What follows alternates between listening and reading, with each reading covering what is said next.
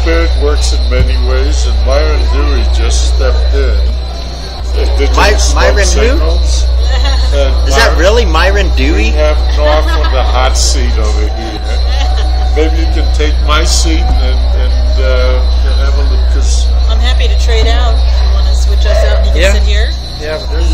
We can let Myron come talk as well. So. Yeah. Take my seat over here. Well, finally, after so many months and months and months, I've been anxiously waiting to get with this gentleman right here, Myron Dewey. Good to meet you, brother. I've recently learned how to fly drones. Dean showed me how to fly some drones, but we actually have something for you. We want to present you with a water pendant for your services and your time up in Oshedi and all the stuff that you did out there, and my friend, my companion over here, Dan the Glass Man, he's the actual creator of it. And it wasn't until after Gathering of Nations is where I met him. We're in San Felipe. I'm pretty sure you know Bravo 1. Yeah. And we're trying to help out with his campaign. We know that one of his charges got dropped. There's a couple more that's going on. But I've just been praying, and everybody's cases have been getting dropped. So everything's gonna be good. And this is why I say prayer is so powerful. And at the end of all my feeds, I always say, don't forget to pray, because it's important. Yeah, and also, people are starting to see that. Also, something very important is that history was repeating itself here. Yep. So those who control the media control the narrative. We were in control of that narrative. As an indigenous-led movement, we were able to share that we were in peaceful prayer, non-violent, and demonstration of prayer, and not inciting a riot. And it was not a protest, it was water protectors. So the narrative was straight and narrow. This is what it was, this is what it is. And that media is protecting the water protectors now. 800 plus water protectors going to court. 814 have been arrested. That's a lot. Bogus charges, violations of the Constitution, human rights violations, the due process violations. And I don't understand how they did not know that the world was watching. Right? The world's always watching now. The world's always watching now. They're on a microscope. They're still there. Everyone's still paying attention to Bismarck, North Dakota. Now, what's happening with the water protectors is very important. This is how we communicate with the attorneys, and making sure that those of you got media to send them into the attorneys and help get our water protectors back home to their families. Yeah. I think one thing that we really need to do, though, is those people that were there at camp before it got raided. They didn't really leave in a good way. There was no time for them to pray and say, thank you for letting us be here, and we want to go now, And that's why I think a lot of people are having so many problems, dreams, different things are happening to them. It's because they haven't left that place in a good way. And as well as I do, when you got there to camp, you could feel that energy. And there's good and bad, so you have to deal with that. And I think a lot of those people don't understand that yet, especially the white people. They don't know how to deal with it. And I've had a lot of people asking me questions. I'm like, I can't really help you. I mean, you got to go and pray and do it in your own way, and maybe they'll let you be free, but I can't help you. How you doing? Very well. So what was the discussion? Was it the no dapple? It was pretty much about a lot of things. Yeah. North, this is stepping. I mean, you're the warriors. You're out there every day. North picks up in that momentum, and they're doing their legal thing. It's all a matrix that's forming. We had Oren Lyons here, and he just went on in the early days of AIM, the early days of the messengers that went out in the late 60s, early 70s, and built a consensus amongst the total community, and empowered a whole community out of it. Then 80s came along and 90s came along, and all of a sudden people became more economically aware than rights aware. The empowerment of Indian country took a kind of a financial turn it, and everybody's looking. Where's the money? Yeah. And Orrin kind of laid out that we're going to have it all on broadcast. And then all of a sudden, North comes in, Orlando comes in, you come in. And it's like a turnover to again empower and build on the voice of Native America. Because, you know, when you have Reuben Snake going out there, people listen. You know, he had the power of it. And I kind of see the same thing happening again. There's enough turmoil, enough suffering. Whenever the white America is in trouble, they turn to Native ways. Yeah. It's, you know, Chief Shenandoah told me many years ago that all of the Anglos, they're visitors. A lot of them are thieves on our land, and until they recognize that they have to follow the rules of the land, they'll never be at ease. Yeah, never be at ease. Our struggle, though, is that our traditional harvesting areas are being desecrated and plowed through, and our children aren't getting the tools to be able to go there and get the healing. And what I've seen at the camp there, the prayer camps, you know, the Sacred Stone was very powerful when I got there, and Osheti and Rosebud.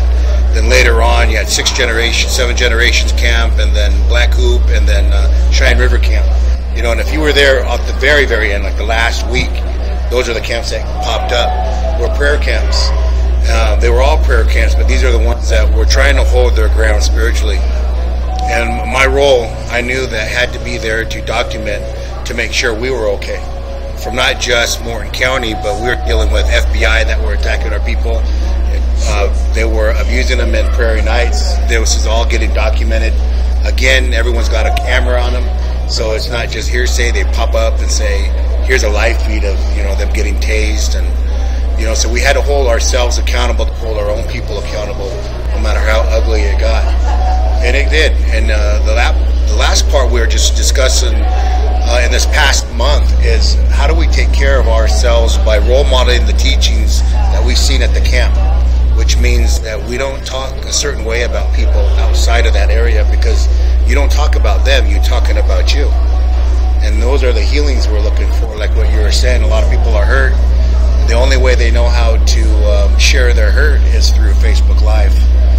And we need those healings, those people to come back and do some healing again and share with it, because I've interviewed thousands of people that went through and just lost. They quit their jobs, their federal jobs, sold their homes, their businesses, took all their savings out, donated it to the tribe, you know, and they wanted to stay there to the very end. Some people wanted to die there. They went there to solely do what they could for the tribe and our Indian people. And I just told them, you know, well, this is a good day to live. This is a great day to live, you know, and strength. Yeah, this is what I see. 'Cause I know what it feels like to almost die. You know, a few years before I almost died. So to me, this was a honor to be a part of, an honor to document, share stories, share those medicines that I was witnessing and healing.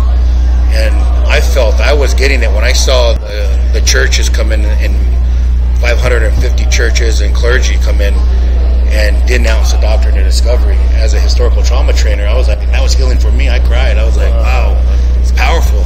Then you see the veterans come in and apologize and cry, and you know, and you had to be there to say this was sincerity. It just doesn't come out in the hundreds. You could feel it. There was thousands of veterans there, 4,500 plus veterans, and I've heard people, you know, I found myself counseling more non-natives than our own people. Because we had the circle there. They didn't. They were just coming into the circle. They had guilt, they had anger, frustration. A lot of these genetic memory that was coming back for them was hurting them. And they didn't know how to explain it. And I said, you know, I'm not no medicine man or any of these things. I'm just a storyteller that's sharing a story. But I can send you in directions, go get some good teachings. You know, go listen and take what you need and leave the rest. And I think that's what's beautiful is about that, is take what you need and leave, you know, and leave the rest for other people to come and share. Here's a question. I've had a year of mourning. My wife passed away last September. Sorry to hear that. This is all her work over here. And Marsha and I were out there at the front lines to bring the positive image of Native America out there. We've published over 200 books, but nobody reads anymore. So, I've been faced with having to transition from paper to media, and it's starting to happen at this point. But the mourning process was really incredible in building a lot of internal strength and connecting some of the spirit of what Marsha and I developed. But I kind of see a little bit of a correlation with what was going on with Standing Rock, because there was a kind of a mourning type of process with that. And, Orlando, you've been up there 4 or 5 times. Do you see any correlation on having from the big picture? Yes. So on a kind of a closure into a new world of rights. I just left last month. I was up there 11 months straight, and the last part was documenting Tiger Swan. And we got Kyle Thompson to come forward and talk and share his story. He's Lakota as well, and I asked him about what he felt like when he heard them drums, and he said he felt like he wanted to go down there. So we knew that they were at this was spiritual warfare too. Those drums was reigniting their heartbeat, back to the circle. And when those veterans came there, they were also in conflict with their spirituality. And so I got to speak with them about it. But, we've got so many teachings. I just looked at for me, it was to role model those, to follow the ones who were role modeling the teachings, not talking about it, but doing it.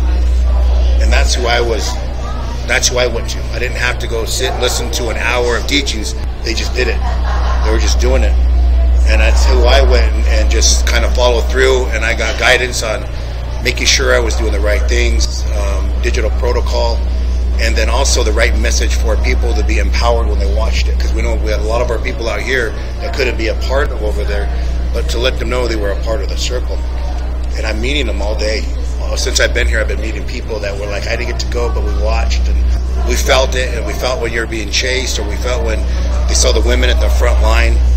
And we had to deal with our own colonization, our own assimilation.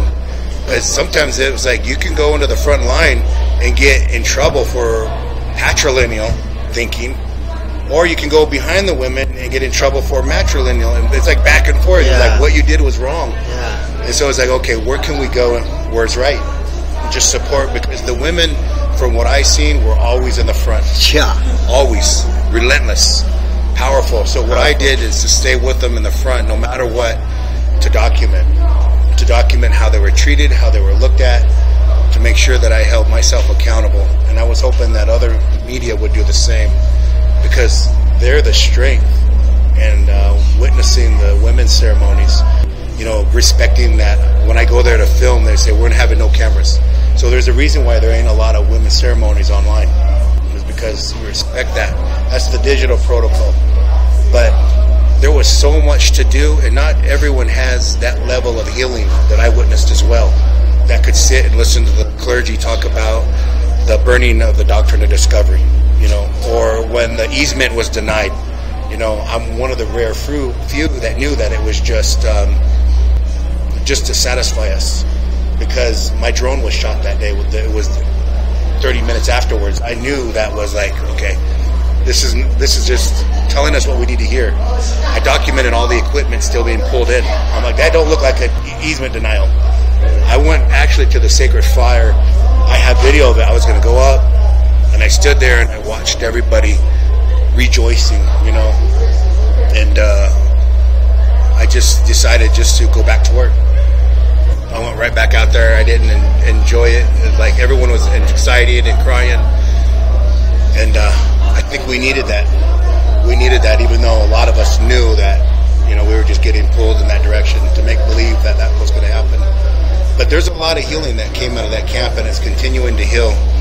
And I just want to remind people that we have to think about, what are our teachings? That's what I'm seeing. These young people have Facebook, And this movement was a social media movement and a digital divide, forced digital divide. It's something that we'll use in our advantage as leverage to get that message out. But when you were at camp, that power and that medicine, and just to come over the hill and see all those teepees, and it's beautiful. And to share that, to go down, and if you didn't have your tent up, someone would help you pick it up and share with you and walk with you where all the kitchens were and show you where the medicines were if you got sick, and where you could go and get spiritually taken care of, and where all the sweats were and which tribe was running them. And it's just amazing. It was self-sustained community our people had hundreds of years ago. So much love, much love, and love is key. Love is the key. If we can all learn to love each other, this world will be a better place. You know, I know a lot of people have beefs with each other, and it's like over petty stuff. It's like, let it go. Let's love one another. We can, you know, we're many nations, but we can unite and be as one. As you can see, Standing Rock, that was it. That was showing everyone we could come together and unite and be one and live together. Because I know there was Crows there was Pawnees, all these different tribes. They all fought way back in the days, but now they all came together for one thing, and that was water, and to pray, and know that we can come together and be united as one. Oh yeah. I was involved with the first longest walk.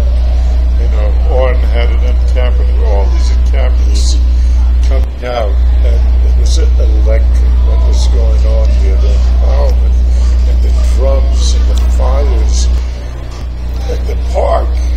It literally was taken over. There was just the experience that you get on just the contact. Yeah. It was all around amazing. And that really energized AIM into another level. And this one really brought Reuben out into the national level.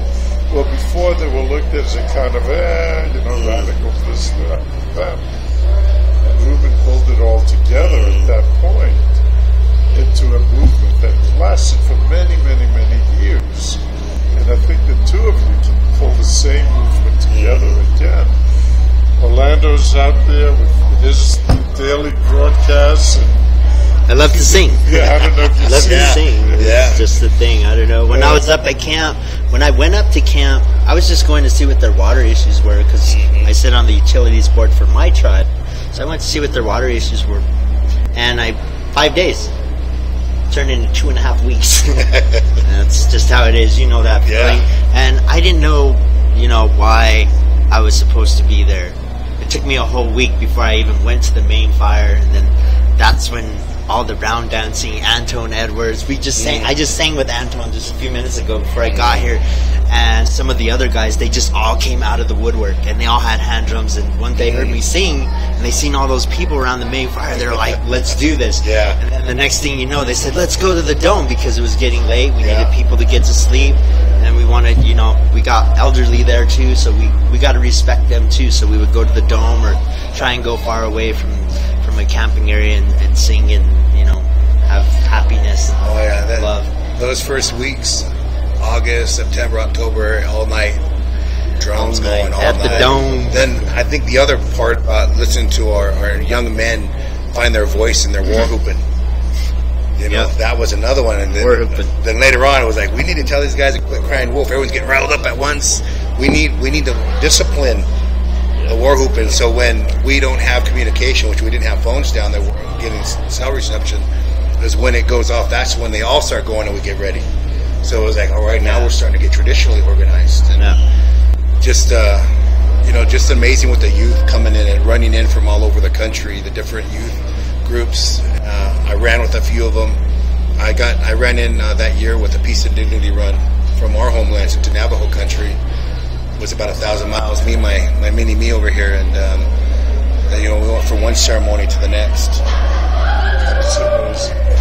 Well, maybe Orlando, you can do some of your drumming and sing a song and. Sure, since Myron Dewey's here, I haven't really got the opportunity to sing in front of him, but I've been trying to get at him for a while now. I know he's busy interviewing all kinds of different people, Well, I think that would be. I just wish I knew all the knowledge I have now when I first went there. Yeah. Because then you would have had another drone pilot. Oh, yeah. And I needed it. Dean was showing me some pretty cool stuff. Well, my first live feed, he just hands me the controller and says, "Here, go ahead," and he walks inside the house.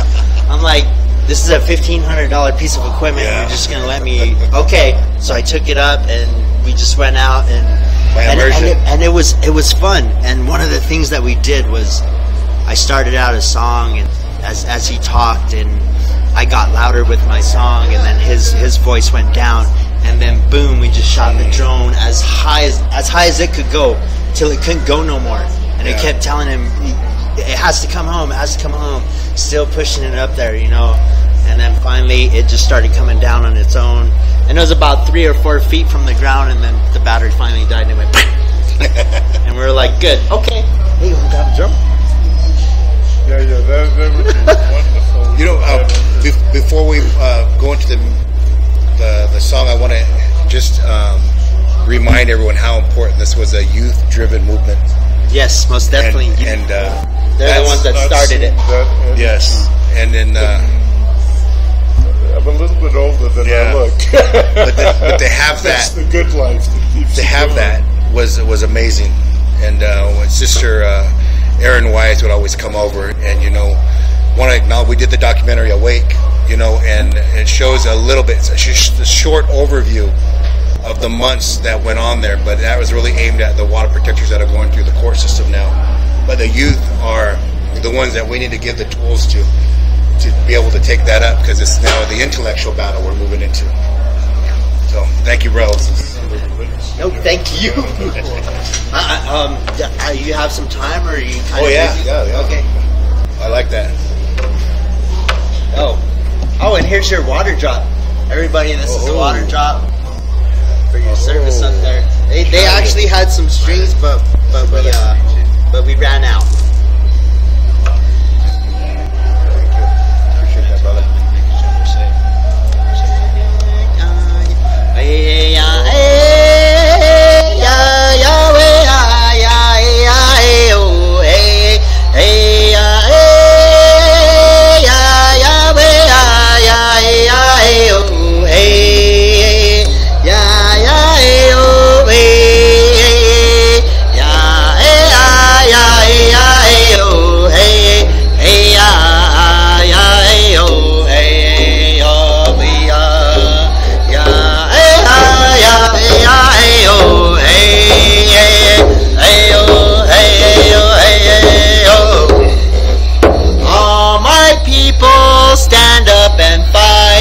It's alright, Yahweh, oh hey, Yahweh, Yahweh,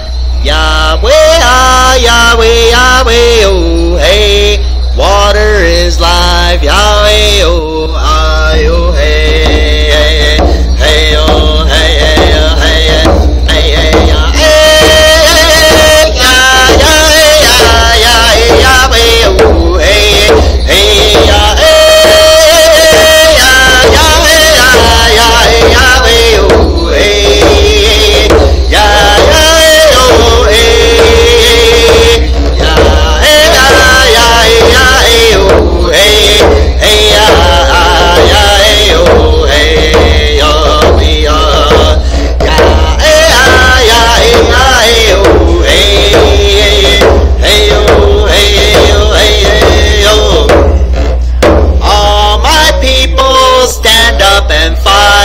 It's alright, Yahweh, oh hey, Yahweh, Yahweh, Yahweh, Yahweh, oh hey, water is life, Yahweh, oh I, oh hey, hey, oh hey, hey, hey, hey,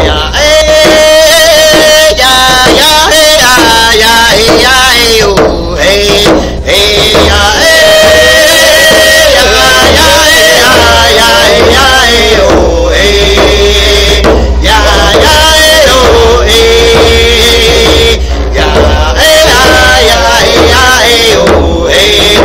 yeah.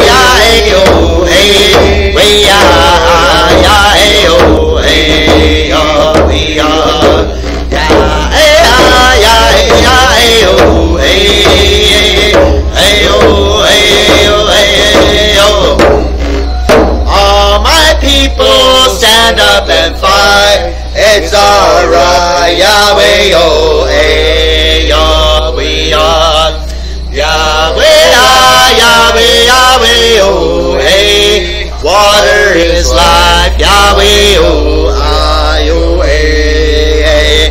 Way, oh, hey, hey, oh, hey, hey, oh. Thank you very much, everyone that's listening out there. I'd like to thank Myron Dewey for making himself present. Digital Smoke Signals, like I said, I've been waiting a long time to meet up with him and just to shake his hand and give him the drop of water. So now, what I said I was going to do is done. But there's still more water protectors to give out. And maybe Myron Dewey might be able to help me out because I know he knows some people. So we're going to link up. Thank you, everyone. And don't forget the drop of water. Check out .com. Look at the page. Share, like, comment, post a review, please. We need to get this out there. It's very important. We'll be cross-promoting with Digital Smoke Signals. Most definitely. Thank you. Mark, thank you for coming. So I think the Spirit brought everybody together. It's just crazy how it all happened. It is, man. Thank you, man. Thank you for what you did. We're going to have to go out and go